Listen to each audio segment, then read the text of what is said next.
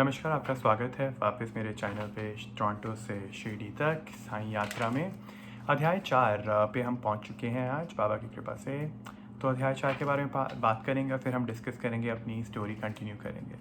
जय साईं राम।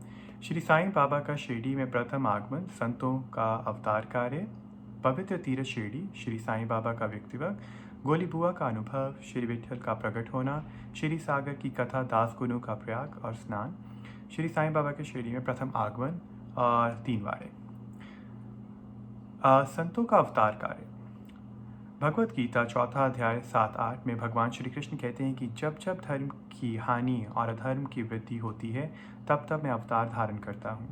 धर्म स्थापन, दुष्टों का विनाश और साधुजनों का परित्राण के लिए मैं युग युग में जन्म लेता हूँ। साधु और संत भगवान के प्रतिष्ठित रूप हैं। वे उपयुक्त समय पर प्रकट होकर अपनी कार्य प्रणाली द्वारा अपना अवतार कार्य पूर्ण करते हैं।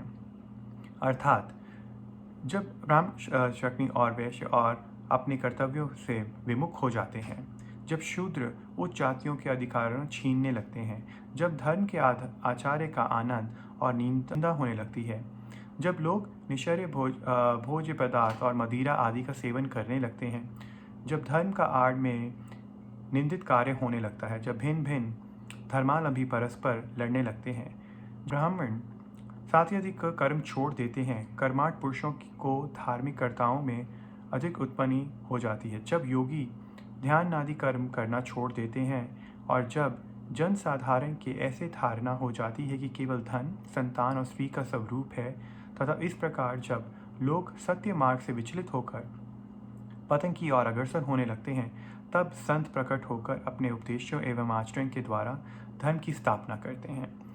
वे समुद्र के ज्योतिषस्तंभ की तरह हमारा उचित मार्गदर्शन करते हैं तथा सत्य पथ पर चलने को प्रेरित करते हैं। इसी प्रकार पर अनेकों संतों, निर्वाण ज्ञानदेव, मुदाबाई, नामदेव, गोरा, गोनाई, एकनाथ, तुकाराम, नहरहरि, नरसी भाई, सज्जन कसाई, सावंता माली और रामदास तथा कई अन्य संत सत्य मार्ग के निर्देशन करते हुए भिन्न भिन्न अवसरों पर प्रकट हुए और इन सबके पश्चात शिरडी में श्री साईं बाबा का अवतार हुआ। पवित्र तीर्थ शिरडी। अहमदनगर जिले में गोदावरी नदी के तट पर बड़े ही भाग्यशाली, जिन पर अनेक संतों ने जन्म धारण किया और अनेकों ने वहाँ आश्चर्य पाया। ऐसे संतों में श्री ज्ञानेश्वर महाराज प्रमुख थे। शिरडी अहमदनगर जिले के कोपरगांव तालुका में हैं। गोदावरी नदी पार करने के पश्चात मार्ग सीधा शिरडी को जाता है। 8 मील चलने पर जब आप नीम गांव पहुंचेंगे तो वहां से शिरडी दृष्टिगोचर होने लगती है। कृष्णा नदी के तट पर अन्य तीर्थ स्थान नरसिंहवाड़ी और ओदुमर के समान शिरडी में भी प्रसिद्ध तीर्थ है। जिस प्रकार दामा जी ने मंगलवेढ़ा के पंढरपुर के समीप समर्थ रामदास ने सज्जनगढ़ को दावाता श्री नरसिंह सरस्वती ने वाड़ी के पवित्र किया, उसी प्रकार श्री साईं नाथ ने शिरडी में अवतरण होकर उसे पावन बनाया। श्री साईं बाबा का व्यक्तित्व। श्री साईं बाबा के सदिन में शिरडी का महत्व विशेष बढ़ गया। अब हम उनके चरित्र को अवलोकन करेंगे। उन्होंने इस भवसागर पर विजय प्राप्त कर ली थी, जिसे पार करना महान दुष्कर तथा कठिन है। शांति और उनका आभूषण था तथा वे ज्ञान की साक्षात प्रतिमा थे। वैष्णव भक्त सदैव वहाँ आश्रय पाते थे। दानवीरों में वे राजकन के समान दानी थे। वे समस्त सारों के स्वरूप थे। ऐहिक पदार्थों से उनसे रुचि थी। सदा आत्मस्वरूप में निगमन रहने और उनके जीवन का मुख्य धैर्य था। अनित्य वस्तुओं के आकर्षण उन्हें छू भी नहीं गया था। उनके हृदय शीशे में सदैव उज्ज्वलता थी। उनकी श्री मुख में सदैव अमृतवाणी होती थी। अमीर गरीब उनके लिए दोनों एक समान थे। मान सम्मान की उन्हें कभी भी चिंता नहीं थी। वे निर्भय होकर संभाषण करते थे, भांति भांति के लोगों से मिलजुल कर रहते थे। नित्यकर्या का अभिनय तथा नृत्य देखते गजल कवालियों में भी सुनते थे। इतना सब कुछ हुए भी उनकी समाधि किंचमात्र भी भंग न होती थी।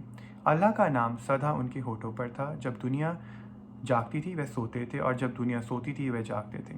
उनके अंतकरण प्रशांत महासागर की तरह शांत थे। न उनका आश्रम का कोई निश्चय कर सकता था, न उनकी कार्यप्रणाली का अंत पा सकता था। कहने के लिए तो वो एक स्थान पर निवास करते थे, परंतु विश्व के समस्त व्यवहारों एवं व्यापारों का उन्हें भली भांति ज्ञान था। उनके दरबार का रंग ही निराला था। वे प्रतिदिन अनेक कीमतियों कहते थे कि परंतु उनके अखंड शांति किंचमात्र भी विचलित नहीं होते थे। वे सदा मस्जिद की दीवार के सहारे बैठे रहते थे तथा प्रातः, माध्य और सायंकाल लेडी और चावड़ी की ओर वायु सेवन करने के लिए जाते थे। तो वे सदा आत्मस्थित ही रहते थे। स्वयं सिद्ध होकर भी वे साधकों के समान आचरण करते थे। वे विनम्र, दयालु तथा अभिमानित थे। उन्होंने सबको सदा सुख पहुंचाया। ऐसे थे श्री साईं बाबा, जिनकी श्री चरणों का स्पर्श कर शिरडी पावन बन गई। उसका महत्व असाधारण हो गया। जिस प्रकार ज्ञानेश्वर ने आलंदी और एकनाथ में पर्यटन कर उत्थान किया, वही गति श्री साईं बाबा द्वारा शिरडी को प्राप्त हुई। शिरडी के फूल, पत्ते, कंकर और पत्थरों भी धन्य हैं, जिन्हें श्री साईं बाबा चरण भुजा के चुंबन हुआ था। उनके चरण रज मस्त पर धारण कर कर सौभाग्य प्राप्त हुआ। भक्तन को शिरडी एक दूसरा पंढरपुर, जगन्नपुर, द्वारका, बनारस, काशी, महालेश्वर तथा गोकर्ण महालेश्वर बन गए। श्री साईं बाबा का दर्शन करना ही भक्तों का वेद मंत्र था, जिसके परिणाम स्वरूप अस्थि घटी और आत्मदर्शन का पथ सुगम होता था। उनका श्री दर्शन को योग्य साधन और उनसे वार्तालाप करने का समस्त पाप नष्ट हो जाते थे। उनका पाद सेवन करना से प्रयाग स्नान के समान था। चरणागमत पान करना मात्र से समस्त इच्छाओं की तृप्ति हो जाती थी। उनकी आज्ञा हमारे लिए वेद संदेश थी। प्रसाद तथा उदी ग्रहण करने से चित्त की सिद्धि हो जाती थी। वे हमारे राम और कृष्ण थे, जिन्होंने हमें मुक्ति प्रदान की। वे ही हमारे प्रारंभ थे। वे छंदों से परे रहते थे कि कभी निराश और हताश नहीं होते थे। वे सदा आत्मस्थित, चैतन्य और आनंद की मंगल मूर्ति थे।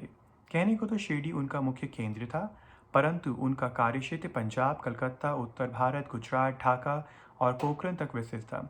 श्री साईं बाबा की कृति दिन प्रतिदिन चहु और फैलने लगी और जगह जगह से दर्शनार्थ आकर उनकी भक्ति का लाभ उठाने लगे। केवल दर्शन से ही मनुष्य, चाहे वे शुद्ध अथवा अशुद्ध हृदय को, चित्त को परम शांति मिल जाती थी। उन्हें इसी आनंद का अनुभव होता था जैसे कि पंढरपुर में विठल के दर्शन से होता था। यह कोई अतिशयोक्ति नहीं है कि देखिए, एक भक्त ने यही अनुभव पाया। गोली बुआ लगभग 15 वर्ष की वयोवृद्धि भक्ति, जिनका नाम गोली बुआ था, पंडर की एक वारकारी थी। वे 7 मास पंढरपुर तथा 4 मास गंगा तट पर निवास करते थे। सामान ढोने के लिए वे एक गधे को अपने पास रखते थे और एक शिष्य भी सदैव उनके साथ रहता था। वे प्रतिवर्ष वारी लेकर पंढरपुर जाते और लौटते समय श्री बाबा के दर्शन शिरडी आते थे। बाबा पर उनका अगाध प्रेम था। वे बाबा की ओर एकटक निहारते और कह उठते थे कि ये तो श्री पंढरीनाथ, श्री विठल के अवतार हैं, जो अनाथ नाथ, दीन दयालु और दीनों के नाथ हैं। गोली बुआ श्री विठोबा का परम भक्त थे। उन्होंने उनके बाद पंडरी की यात्रा की तथा प्रत्यक्ष अनुभव किया कि श्री साईं बाबा सचमुच में ही पंढरीनाथ हैं। यह स्वयं प्रकट हुए। श्री साईं बाबा की ईश्वर चिंतन और भजन में विशेष अभिरुचि थी। वे सदैव अल्लाह मालिक पुकारते रहते थे। भक्तों के कीर्तन सप्ताह करवाते थे। इसे नाम सप्ताह भी कहते थे। एक बार उन्होंने दास गुनु को कीर्तन सप्ताह करने की आज्ञा दी। दास गुनु ने बाबा से कहा कि आपकी आज्ञा मुझे शिरोधार्य है, परंतु इस बात का आश्वासन मिलना चाहिए कि सप्ताह के अंत में विठल अवश्य प्रकट होंगे। बाबा ने अपना हृदय स्पर्श करते हुए कहा कि विठल अवश्य प्रकट होंगे, परंतु साथ ही भक्तों में श्रद्धा एवं तीव्रता उत्साहना का होना भी अनिवार्य है। ठाकुरनाथ की रंगपुरी, विठल की पंडरी, रणछोड़ की द्वारका यही थी। किसी को दूर जाने की आवश्यकता नहीं है। क्या विठल कहीं बाहर से आएंगे? वह तो यहीं विराजमान है। जब भक्तों में प्रेम और भक्ति का स्रोत प्रवाहित होगा तो विठल स्वयं ही यहाँ प्रकट हो जाएंगे। सप्ताह होने के बाद विठल भगवान इस प्रकार प्रकट हुए। काका साहेब दीक्षित सदैव की भांति स्नान करने के पश्चात जब ध्यान करने के लिए बैठे तो उन्हें विठल जी के दर्शन हुए। दोपहर के समय जब वे बाबा के दर्शनार्थ मस्जिद पहुंचे तो बाबा ने उनसे पूछा, क्यों पाटिल, आए थे ना? क्या तुम्हें उनके दर्शन हुए? वे केवल चंचल हैं, उनकी दृढ़ता से पकड़ लो। यदि थोड़ी सी भी असावधानी करी तो वे बचकर निकल जाएंगे। यह प्रातःकाल की घटना और दोपहर के समय उन्हें पूर्ण दर्शन हुए। उसी दिन एक चित्र बेचने वाला विरोबा में 25 से 30 चित्र लेकर वहां बेचने आया। यह चित्र ठीक वैसा ही था जैसे काका साहब दीक्षित को ध्यान में दर्शन हुए थे। चित्र देखकर और बाबा के शब्दों का स्मरण कर काका साहब को बड़ा विस्मय और प्रसन्नता हुई। उन्होंने एक चित्र संघर्ष खरीद लिया और उसे अपने देवघर की प्रतिष्ठा में रख दिया।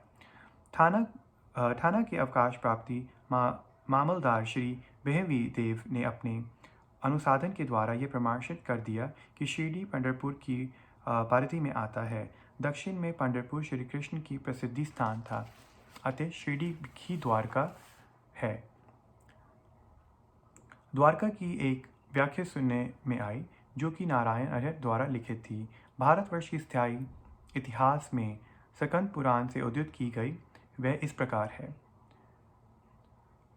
चारों वर्णों के लोगों को धर्म, अर्थ, काम और मोक्ष के लिए सुलभ हो, दार्शनिक लोग उसे द्वारका के नाम से पुकारते हैं। शिरडी में बाबा की मस्जिद केवल चारों वर्णों के लिए ही नहीं अपितु दलित, अस्पृश्य और भोगीजट शिंदे जैसे कोड़ी आदि सबके लिए खुली थी। अतः शिरडी को द्वारका कहना ही स्वतः उचित था। श्री विठल पूजन बाबा की कीर्तन रुचि थी। यह भगतराम श्री सागर की कथा से स्पष्ट है। भगवंत राव के पिता विठोबा के परम भक्त थे जो वरिष्ठ पंढरपुर की वारी लेकर जाते थे। उनके घर में विठोबा की एक मूर्ति थी जिसकी वे नियमित पूजा किया करते थे। उनकी मृत्यु के पश्चात उनके पुत्र भगवंत राव ने वारी, पूजा, श्राद्ध इत्यादि समस्त कर्म करना छोड़ दिया था। जब भगवंत राव शिरडी आए तो बाबा ने उन्हें कहने के लिए कहा, उनके पिता मेरे परम भक्त मित्र थे, इसी कारण मैंने उन्हें यहाँ बुलाया है। इन्होंने कभी नैवेद्य अर्पण नहीं किया तथा मुझे और विठोबा को भूखा मारा है, इसलिए मैंने इन्हें यहाँ आने के लिए प्रेरित किया। अब मैं इन्हें हठपूर्वक पूजा में लगा दूंगा। गंगा और यमुना नदी के संगम का प्रयोग प्रसिद्ध पवित्र तीर्थ स्थान है। हिंदुओं की ऐसी भावना है कि वहाँ स्नान करने से समस्त पाप नष्ट हो जाते हैं। इसी कारण प्रत्येक पर्व पर सहस्रों भक्तगण वहाँ जाते हैं और स्नान का लाभ उठाते हैं। एक बार दासगुरु ने भी वहाँ जाकर स्नान करने का निश्चय किया। इस विचार से बाबा से आज्ञा लेने उनके पास गए। बाबा ने कहा, इतनी दूर व्यर्थ भटकने के लिए क्या आवश्यकता है? अपना प्रयाग तो यही है, मुझ पर विश्वास करो। आश्चर्य, महान आश्चर्य। जैसे ही दासगुरु बाबा के चरणों पर नत हुए तो बाबा के श्री चरणों से गंगा यमुना की धारा वैसे ही प्रवाहित होने लगी। यह चमत्कार देखकर दासगुरु को प्रेम और भक्ति की उमड़ी पड़ी। आंखों से अश्रु की धारा बहने लगी। उन्हें कुछ अतिवृत्ति हुई और उनके मुख से श्री साईं बाबा की सुंदर स्वरत लेकर प्रवाहित होने लगी। श्री साईं बाबा का शिरडी का प्रथम आगमन। श्री साईं बाबा के माता पिता, उनके जन्म और जन्म स्थान का किसी को भी कोई ज्ञान नहीं था। इसी संबंध में बहुत छानबीन की गई। बाबा से तथा अन्य लोगों से भी इस विषय में पूछताछ की गई, परंतु कोई संतुष्ट अद्वित अवैध सूत्र नहीं लग पाया। यथा हम लोग इस विषय को स्वत अनभिज्ञ हैं। नामदेव और कबीरदास जी का जन्म अन्य लोगों की भांति ही नहीं हुआ था। वह बाल रूप से प्रकृति की गोद में पाए गए थे। नामदेव भीमवती नदी के तीर पर गोनाई की और कबीर भगीरथ नदी के तीर पर तमाल के पेड़ में मिले थे। ऐसा ही श्री साईं बाबा के संबंध में भी है। वह शिरडी में नीम वृक्ष के तले 16 वर्ष तरुणावस्था में स्वयं भक्तों के कल्याण नृत्य प्रकट हुए थे। उस समय भी वह पूर्ण ब्रह्मज्ञानी प्रतीत होते थे। स्वप्न में भी उनके किसी लौकिक प्रताहट की इच्छा नहीं थी। उन्होंने माया को ठुकरा दिया था और मुक्ति उनके चरणों में लौटती थी। शिरडी ग्राम की एक वृद्ध स्त्री नाना चौबतकर की माँ उनका इस प्रकार वर्णन करती है कि एक तरुण स्वर्ष फुर्तीला और तथा अति स्वरूप बालक सर्वप्रथम नीम वृक्ष के नीचे समाधि में लीन दिखाई पड़ा। सदा वे सर्दी एवं गर्मी की उन्हें एकमात्र भी चिंता नहीं थी। उन्हें इतना अल्प आयु में इस प्रकार का कठिन तपस्या करते देखकर लोगों को महान आश्चर्य हुआ। दिन में वे किसी से भेंट नहीं करते थे और रात्रि के निर्भय होकर एकांत में घूमते थे। लोगों का आश्चर्यचकित होकर पूछते फिरते थे कि इस युवक कहाँ से आगमन हुआ है। उनकी बनावट आकृति इतनी सुंदर थी कि एक बार देखने मात्र से लोगों को आकर्षित हो जाते थे।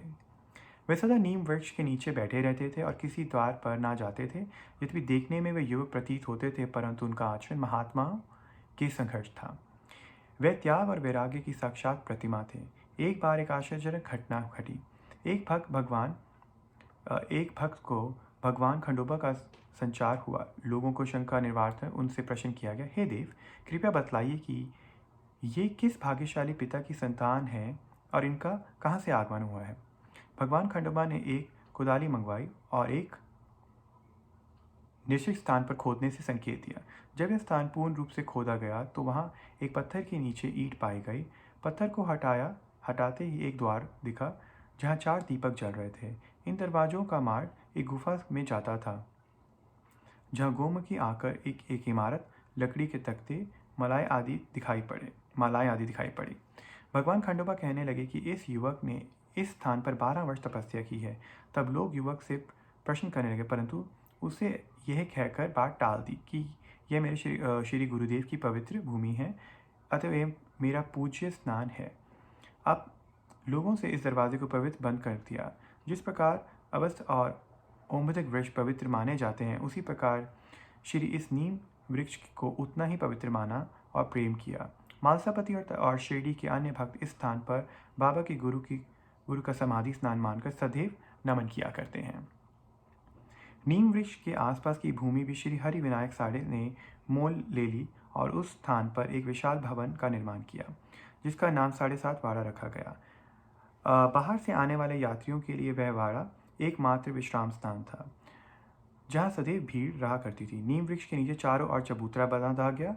सीढ़ियों के नीचे दक्षिण की ओर एक छोटा सा मंदिर है, जहाँ भक्त लोग चबूतरे के ऊपर उत्तराभिमुख होकर बैठते हैं। ऐसा विश्वास किया जाता है कि भक्त गुरुवार और शुक्रवार की संध्या को वहाँ धूप, अगरबत्ती आदि सुगंधित पदार्थ जलाते हैं। वह वेश कृपा से सदैव सुखी होंगे। यह वाड़ा बहुत पुराना तथा इस जोनेदर में स्थान आवश्यकता है, जो संस्थान द्वारा प्रण कर दिया गए। कुछ समय के पश्चात एक दूसरे वाड़े का निर्माण हुआ, जिसका नाम दीक्षित वाड़ा रखा गया। काका साहब दीक्षित कानून सलाहकार जब इंग्लैंड में थे, तब वहाँ से उन्होंने किसी दुर्घटना पे पैर में चोट आ गई थी। उन्होंने अनेक उपचार किए, परंतु पैर अच्छा न हो सका। नाना साहब चंदोलकर ने उन्हें बाबा की कृपा प्राप्त करने का परामर्श दिया, इसलिए उन्होंने सन 1909 में बाबा के दर्शन किए। उन्होंने बाबा से पैर के बदले अपने मन की पंगुता दूर करने की प्रार्थना की। बाबा के दर्शन से उन्हें इतना सुख प्राप्त हुआ कि उन्होंने स्थायी रूप से शिरडी में रहना स्वीकार कर लिया। इसी कारण उन्होंने अपने भक्तों के वेद एक वाड़े निर्माण किया। इस भवन का शिलान्यास दिनांक 9/12/1910 को किया गया। उसी दिन अन्य 2 विशेष घटनाएं घटी। पहली, श्री दादा साहेब काबोडकर को घर वापस लौटने की अनुमति प्राप्त हो गई। दूसरी, चावड़ी में रात्रि की आरती आरंभ हो गई। कुछ समय में वाड़ा संपूर्ण रूप से बन गया और रामनवमी पर 1911 के शुभ अवसर पर उसका यथावत उद्घाटन कर दिया गया। इसके बाद एक और वाड़ा मानो एक शाही भवन नागपुर के प्रसिद्ध श्रीमती बूटी ने बनवाया। इस भवन के निर्माण में बहुत धनराशि लगाई गई। उनकी समस्त निधि सार्थक हो गई, क्योंकि बाबा का शरीर अब वहीं विश्रांति पा रहा है और फिलहाल वह समाधि मंदिर के नाम से विख्यात है। इस मंदिर के स्थान पर पहले एक बगीचा था, जिसे बाबा स्वयं पौधों को सींचते और उनकी देखभाल किया करते थे। यहाँ पहले एक छोटी सी कुटिया भी नहीं थी। वहाँ तीन वाड़ों का निर्माण हो गया। इन सब में साढ़े वाड़ा पूर्व काल से बहुत ही उपयोगी था। बगीचे की कथा, वामन तात्या की सहायता से स्वयं बगीचे की देखभाल, शिरडी से श्री साईं बाबा की स्थायी अनुपस्थिति तथा चांद पाटिल की बारात से पूर्ण शिरडी लौटना, देवीदास, जानकीदास और गंगागीर की संगति, मोहिदन तंबोले के साथ कुश्ती, मस्जिद में निवास, श्री डेगले में अन्य भक्तों पर प्रेम तथा अन्य घटनाओं का अगले अध्याय में वर्णन किया गया है। श्री सच्चिदानंद समर्थ सद्गुरु साईनाथ महाराज की जय। क्षमा कीजिएगा, कुछ अल्फाज ठीक से नहीं मैंने बोले, उसके लिए क्षमा मांगते हैं। हमने बाबा के इस अध्याय में बहुत चीज़ें सीखने को मिलती हैं। अध्याय पढ़ना, समझना, उसको वापस से अपने आप को समझाना कि उसमें से हमारे लिए क्या चीज़ इतनी इम्पॉर्टेंट रखती है, क्योंकि बाबा की इतनी लीलाएं हैं, जो इतनी सारी लीलाएं हैं हर किसी के साथ होती हैं, जैसे मैं हर बारी बोलता हूँ, उसका कोई अंत नहीं है। आप हर रोज़ अगर बाबा का नाम जपेंगे और जपते भी होंगे, तो आप महसूस करते होंगे कि लीलाओं, इतनी सारी चीज़ें होती रहती है दिन भर में हमारे साथ कि हम कहते हैं बाबा तेरा शुक्रिया। पर एक चीज़ की मैंने अपनी लाइफ में अब लर्निंग ली है इस टाइम पे आके, कि सुबह उठने के बाद और सोने से पहले बाबा से हर चीज़ के लिए क्षमा मांगे, कि हाय मुझसे जो भी गलती हुई है उसके लिए मुझे क्षमा करें और आगे से वो गलती ना हो जाने अनजाने में, क्योंकि बाबा का दिल बहुत बड़ा है और आई थिंक इसी वजह से साईं बाबा को हम इतने ज़्यादा दिल से मानते हैं। फिर मिलेंगे अध्याय नंबर 5 पे। आज के लिए नमस्ते, जय साईं राम।